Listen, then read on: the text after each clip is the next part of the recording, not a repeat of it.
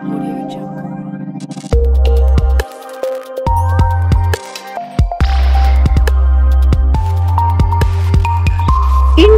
TV 9 news Maharashtra. Objection आहे तुम्ही कुठली प्रक्रिया असेल ना, तुम्ही प्रक्रिया राबवल्यानंतर आम्हाला ऑब्जेक्शन नाही, आमची या प्रक्रियेवर ऑब्जेक्शन आहे। तुम्ही जे नियम सांगताय की एखाद्या प्रभागात जर थेट महिला झालेली असेल तर परत तुम्ही तिथं थेट महिला कसं काढू शकता? 24 नंबर प्रभागात एससी पुरुष झाला, त्याच्यानंतर एसटी महिला थेट निघाली तिथं, आणि परत 24 नंबर प्रभागात ओबीसी महिला थेट कशी काढू शकता आपण? बर ती एकाच प्रभागात का निघू शकते?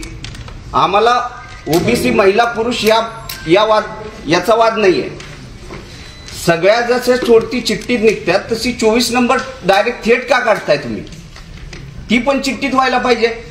आणि तुम्ही नियम सांगताय की थेट जर निघाली असेल एकच थेट काढली पाहिजे ना, एका प्रभागात 2-2 थेट महिला कसं काढता तुम्ही?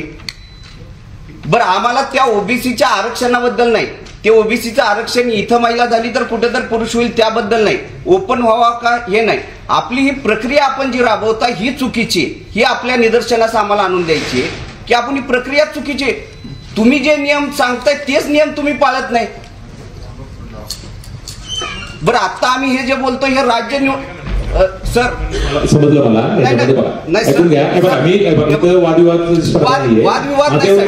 आम्ही ऐकून घ्या आता ऐकलं मी तुमचं ऐकलं नाही, माझं म्हणणं होऊ द्या ना पूर्ण। बोला ना, टाइम बाउंड पद्धत टाइम बाउंड पद्धत म्हणजे तुम्ही चुकीची तुमचं जे काही म्हणणं असेल, आपल्याला राज्य निवडणूक आयोगानं लेखी स्वरूपात पत्र दिलेलं आहे, त्याच्यामध्ये राज्य निवडणूक आयोगानं जे काही सूचना दिल्या आहेत त्यानुसार प्रक्रिया चाललेली आहे।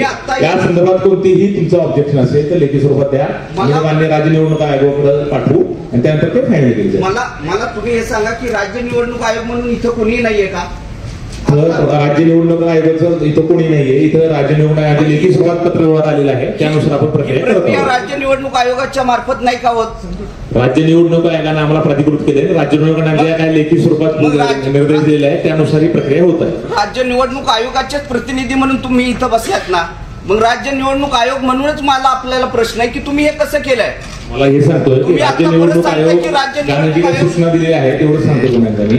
राज्य निवडणूक आयोगाने लेखी स्वरूपात ज्या सूचना दिलेल्या आहेत त्याच्यानुसार आपण ही प्रक्रिया राबवत आहोत। त्यात कुठलीही तुमचं ऑब्जेक्शन असेल तर तुम्ही लेखी स्वरूपात द्या आणि राज्य निवडणूक आयोगाकडे स्वागत करतो। आमच्या या प्रक्रियेवरच ऑब्जेक्शन आहे, तुमच्या प्रक्रियेवर असू शकतं किंवा आमच्या सोडतीवर ऑब्जेक्शन, कुठलीही प्रक्रिया पूर्ण प्रोसेसवर सुद्धा तुम्ही ऑब्जेक्शन घेऊ शकता। तुम्ही मागची प्रक्रिया केली ती चुकीची ठरली, त्याच्यामध्ये मी काय तुमचं पुन्हा एकदा तुम्हाला विनंती करेन की तुमचं जे काय म्हणणं तो प्रक्रियेला असू द्या किंवा कशाला असू द्या तुम्ही ह्याला लेखी स्वरूपात ऑब्जेक्शन घेऊ शकता, आम्ही ते आयोगाकडे सादर करू। पण तुम्ही प्रक्रिया चुकीची करायला लागलाय ना, चुकीची प्रक्रिया राबवताय आपण।